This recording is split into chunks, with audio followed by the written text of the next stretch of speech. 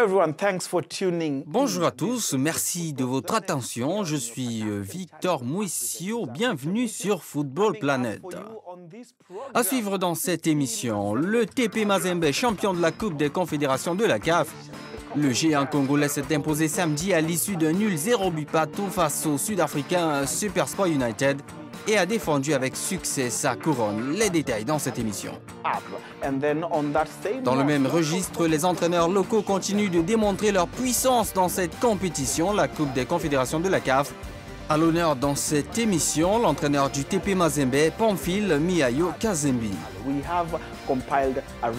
Hors du continent, à Barcelone en Espagne, Lionel Messi catalan à vie.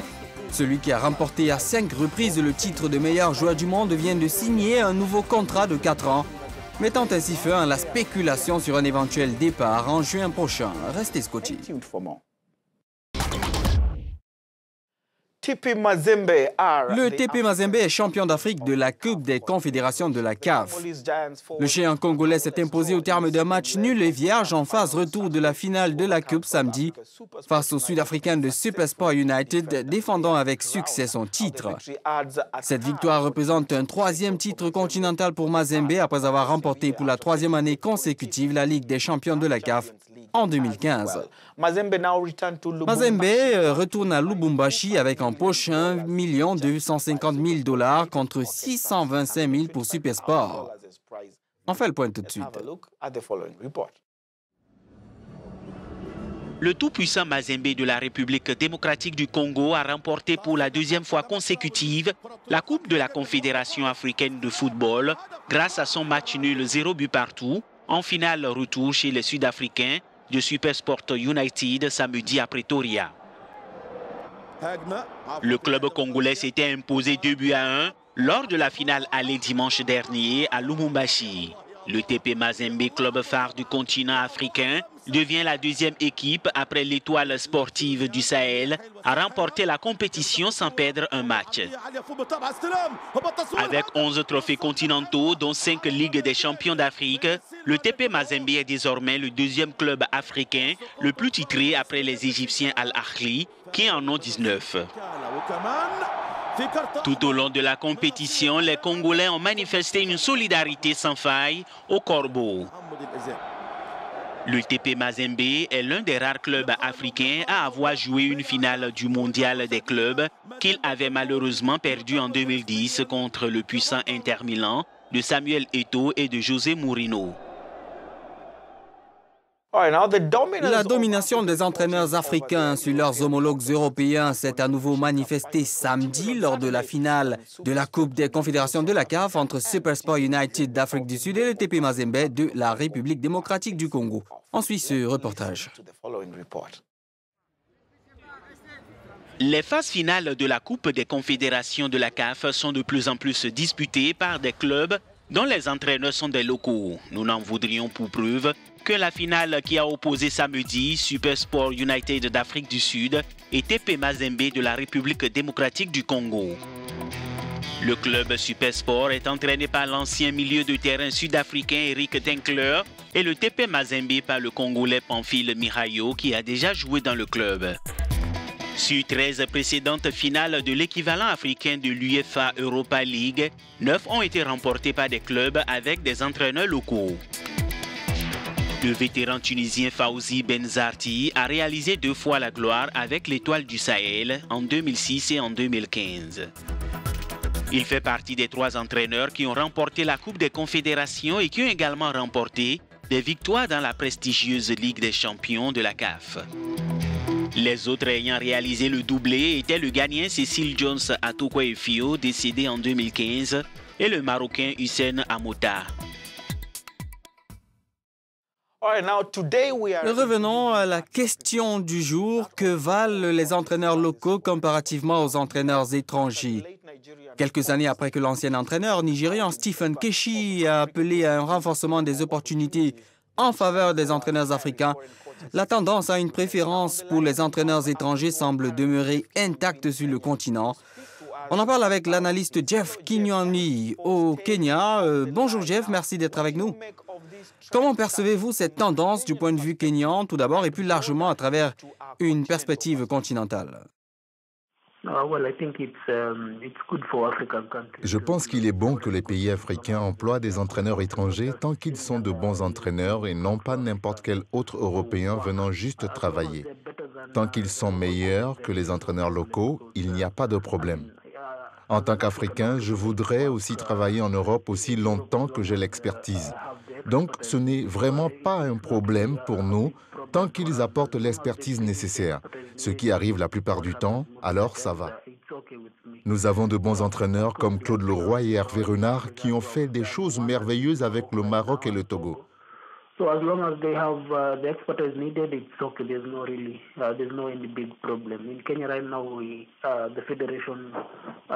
Au Kenya, la fédération a récemment nommé Paul Putt pour remplacer l'entraîneur local Stanley Okumbi.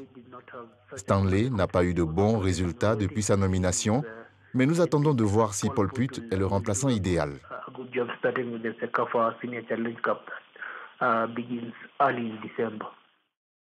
Voilà, Jeff, avant de partir, comment sortir de cette impasse?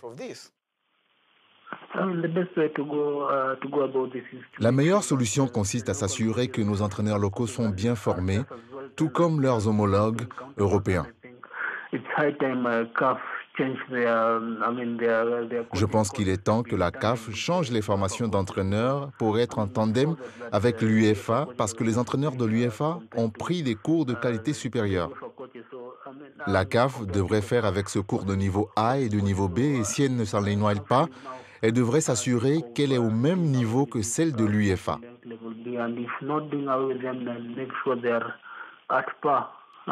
Certains de ces entraîneurs devraient également prendre des initiatives pour participer à ces cours de l'UEFA, élargir leur réseau et interagir avec d'autres entraîneurs expérimentés.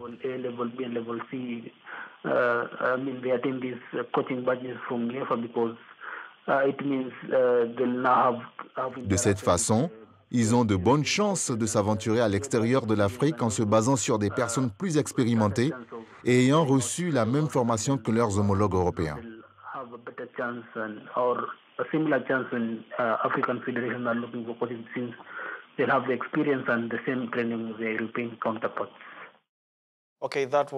Voilà, c'était Jeff Kinyanjui, analyste de football à Nairobi, au Kenya. Vous pouvez réagir à cette discussion. Nous publierons votre point de vue la semaine prochaine. La question est la suivante.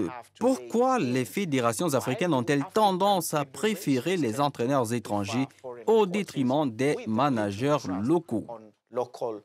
Envoyez-nous vos réactions sur Twitter aux adresses @AfricaNews, @AfricaNewsSport ou en utilisant le hashtag FootballPlanet. Vous pouvez également me tweeter directement à l'adresse @Muisio.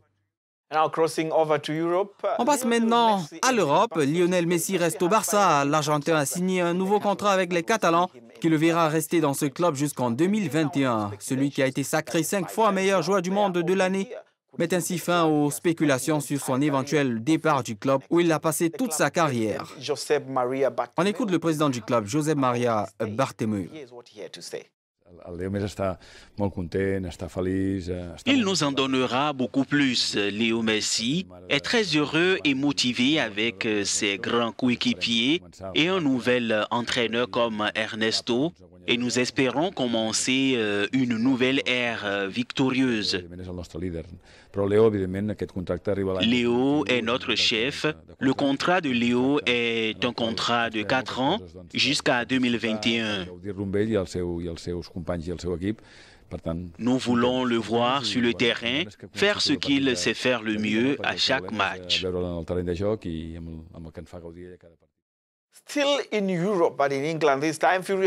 On reste en Europe, cette fois en Angleterre. Furieux, Sadio Mané a eu une ferme discussion sur le terrain avec l'entraîneur de Liverpool, Jürgen Klopp. La star sénégalaise s'est emportée après avoir été maintenue sur le banc de touche pendant 89 minutes au cours du match nul, 1-1 contre Chelsea. Le technicien allemand a dit qu'il lui criait dessus parce qu'il était au centre et qu'il le voulait plutôt à l'aile droite.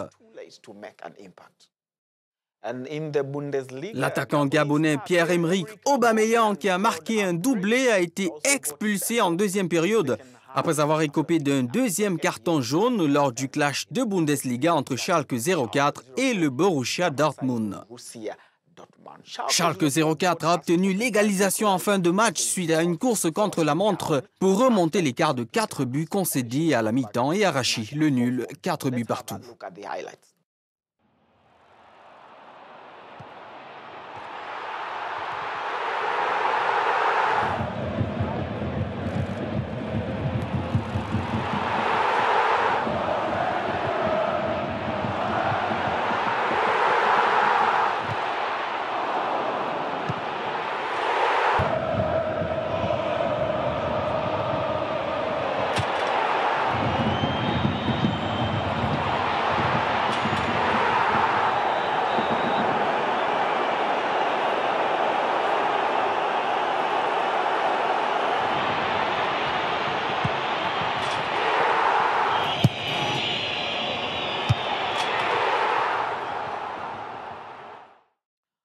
Le Qatar a dévoilé le design de son stade de Ras Aboud dans la capitale Doha, affirmant que ce sera le premier stade de son genre à être entièrement démontable et réutilisable après la Coupe du Monde.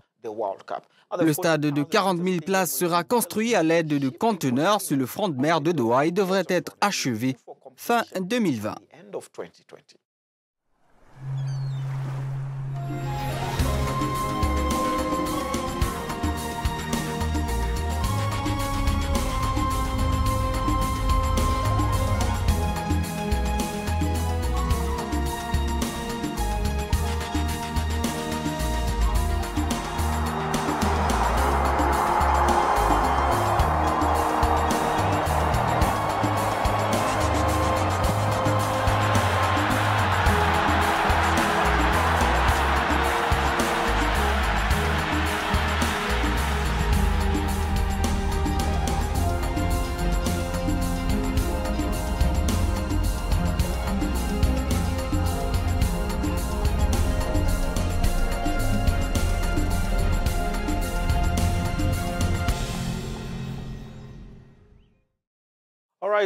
Voilà, c'est tout pour ce round-up de l'actualité sportive africaine et mondiale. Retrouvez notre site web africanews.com/sport en français et en anglais. J'ai été Victor Moussio, je vous souhaite une bonne semaine. À la prochaine.